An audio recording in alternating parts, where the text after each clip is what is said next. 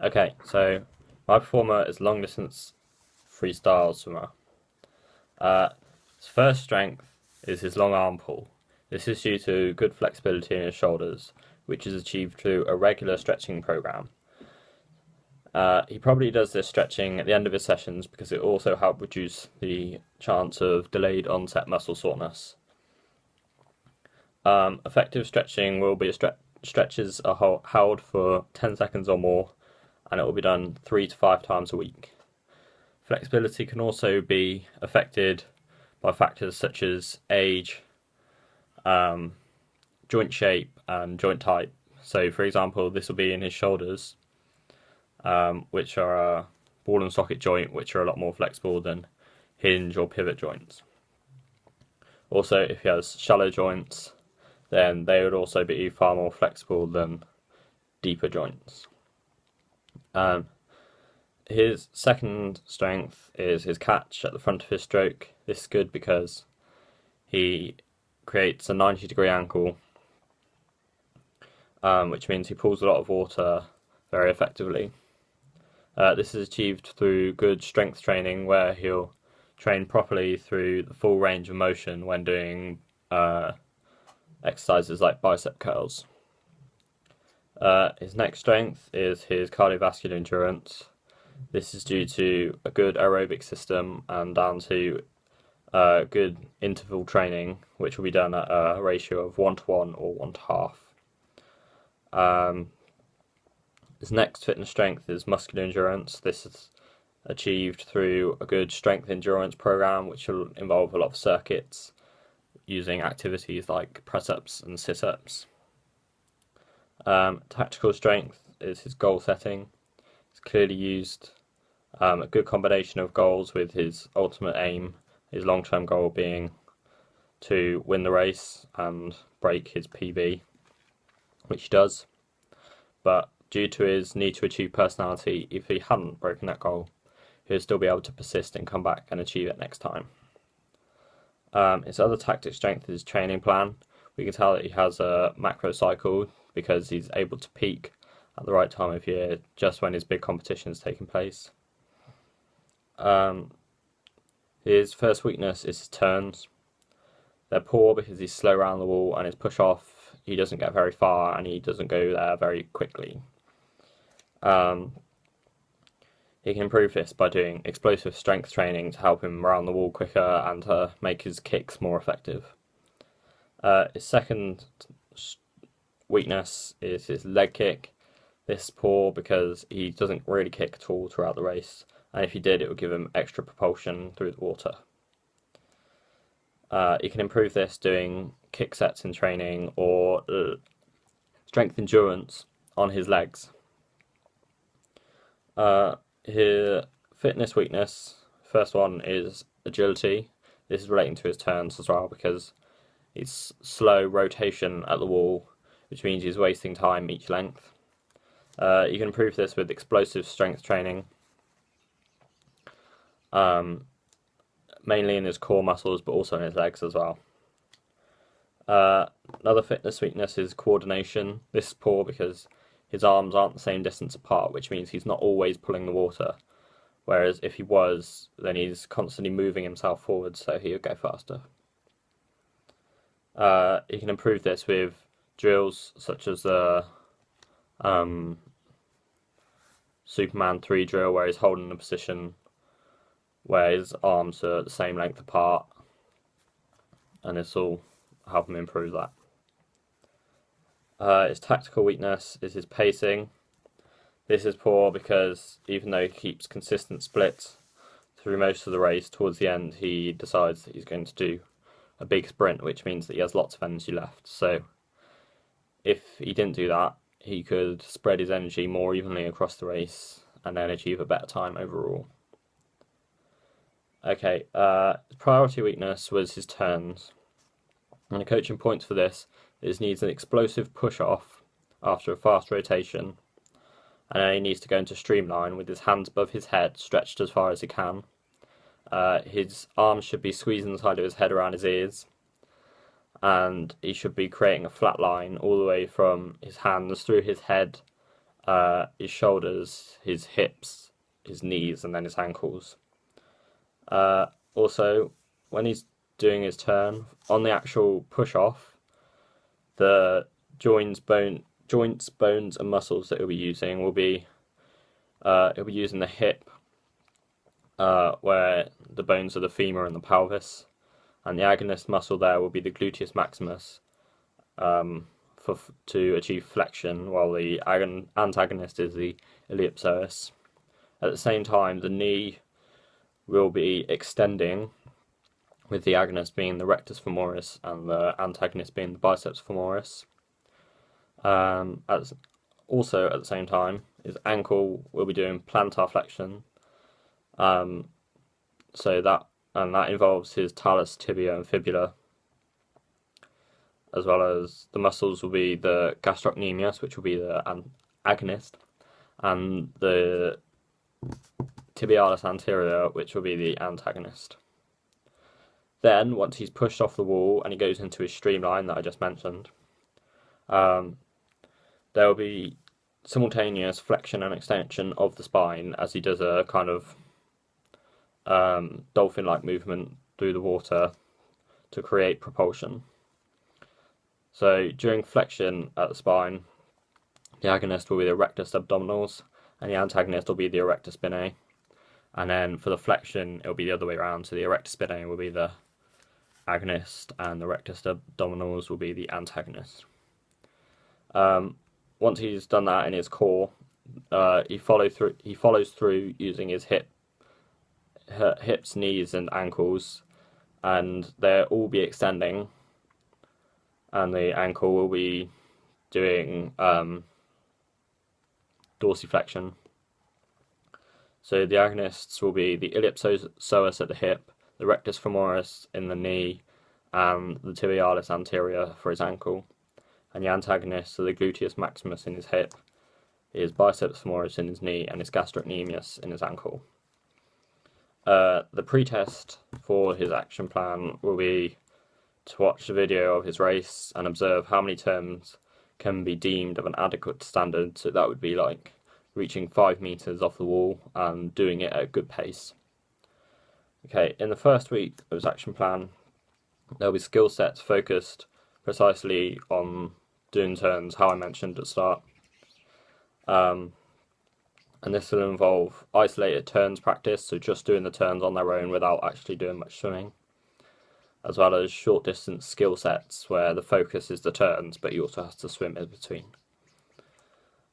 This will be both distributive practice and fixed practice, because it'll be distributive practice because we want intervals so that his coach can feed back to him during the session and he can make any adjustments that are needed before the end of the session. And fixed practice because we want the environment to change the same so that we're not worrying about other things and we just focus on the skill at hand.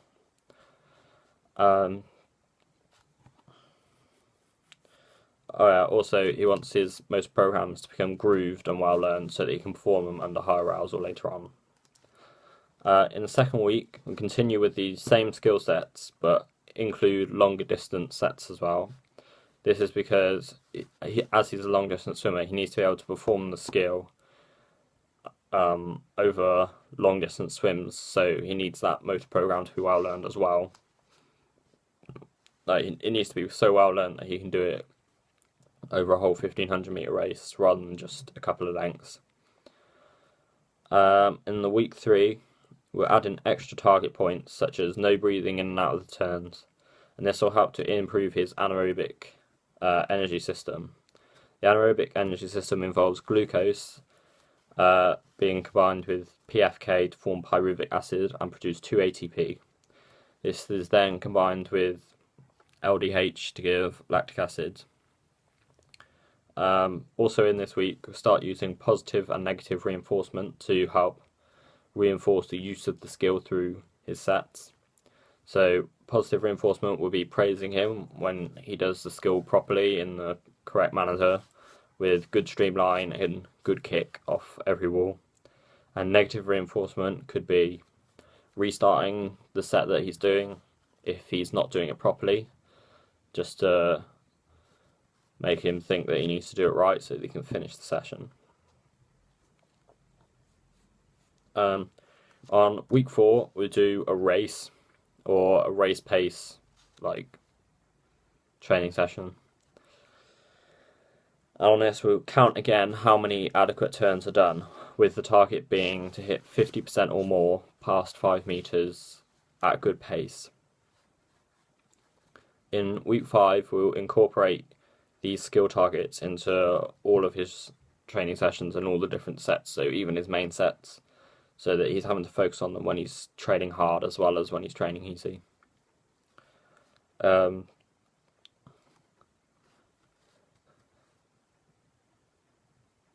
He needs to learn his motor programs well when he's under low arousal, because the drive theory proposes that under high arousal, those with the high ability performers with well-learned motor programs will perform the dominant response successfully. And if his dominant response is to do the skill successfully, then he needs to have a well-learned motor program to do so. Extra bits. He uses, as a long-distance swimmer, he will use a mixture of energy systems, the main one being the aerobic system, because it's longer than 3 minutes. So that consists of glucose being combined with PFK to give pyruvic acid and 2 ATP. Pyruvic acid is then combined with coenzyme A to give acetyl-CoA, and this is combined with oxaloacetic acid to give citric acid. And then this goes into the Krebs cycle, producing 2 more ATP and a hydrogen atom, which is then combined with NAD and FAD to give NADH and FADH, which go into the electron transfer chain and produce 34 more ATP and H2O. This is the most efficient system because it gives him lots of energy through his race. But he'll also use the ATP PC system. He'll use this at the start of the race for the first 10 or 15 seconds as he dives in. He'll probably also use it towards the end of his race as he does a sprint for the finish. He might use it again. This involves ATP combining with the enzyme ATPase to give ADP and P. Then PC is combined with creatine kinase to produce P plus C plus E. And then the phosphorus and the energy are used to fuse. The energy is used to fuse the phosphorus back to the ADP to produce ATP. So it's really synthesized. Finally, he'll also use the lactic acid system from after that first 10 or 15 seconds up to about 3 minutes in his race. And I already explained what that is. But he'll also use it, he might use it again because he sprints towards the end of his race in the last 100 or 150 metres, so that's too much to use ATP, so he'll probably use the lactic acid system again there. The health benefits of swimming. There's cardiac hypertrophy, which is the growth of the heart muscle due to exercise. There's an increased peak bone density, which is when calcium deposits are made into the bones when there's an impact occurs. So in swimming, that would be like maybe on the starts or the turns when it hits the wall. There'll also be increased gaseous exchange due to all the aerobic training that he'll be doing. He'll be able to develop positive relationships because he probably will train in a team with lots of other people. He'll have increased joint stability. This is because of a build-up of more muscle around the bone, but also particularly in swimming, as it's not a weight-bearing exercise, there's not very much strain on the muscles, so he'll be strengthening it in that way, but also not damaging anything due to lack of pressure on the bones and the cartilage. He might have increased self-esteem because of improved body image and also for achieving his goals. And also there's the prevention of diseases like osteoporosis, which is weak bones, that would be due to the increased peak bone density. Osteoarthritis, which is weak joints, and that's combated by increased joint stability. And osteosclerosis, which is combated by increase in high density lipoproteins. Furthermore, when he's doing his training plan, he should try to train without an audience, because he's a cognitive learner for this skill. So, and according to the drive theory of arousal, that will mean that his performance will be decreased because he'll be affected by social inhibition from the presence of a crowd. Also, because he's at the cognitive stage of learning for this skill, he has low levels of fluency and he needs to try and use trial and error to improve. And he could also use the social learning theory to help him improve. So he could get someone who's good at turns, like some significant other, so maybe a more senior male athlete in his squad, to show him how it should be done. And then he needs to pay attention to the key points, so that would be the streamlining that I mentioned before, and the powerful kick, and then retain them using mental rehearsal, so picturing a positive, successful performance. So then he can do motor reproduction of performing the skill. Opportunity and provision for swimming. Foundation level would be quite often swimming lessons in schools, because it's part of the national curriculum. And this will be learning basic techniques for swimming, so just being able to swim a length or two. To move up to the next level, you need to be able to swim a few lengths, so that was the foundation level.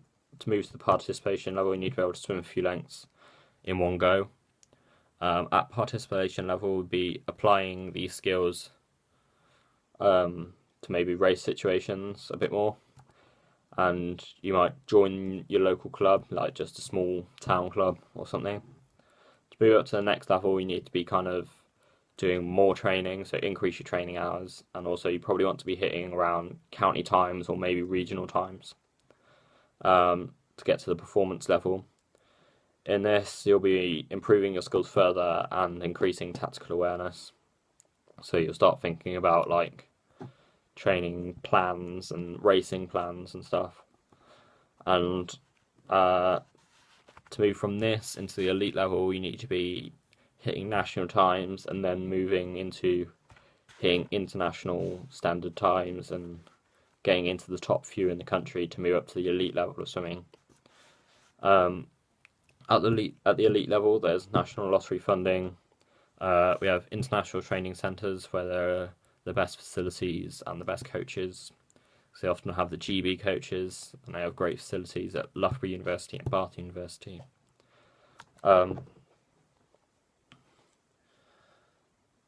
But also relating to funding for swimming, following London 2012, funding was cut from around 25 million to 21 million pounds a year, and the number of funded people were cut from 97 to 62 because the medal target was missed.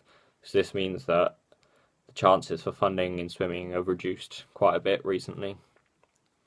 In terms of the Golden Triangle, the only sponsorship available is from the big brands such as Speedo and Arena, and there's very little media coverage of swimming, so it's only really on TV for the Olympics and maybe the World Championships and possibly something like the Europeans. Okay.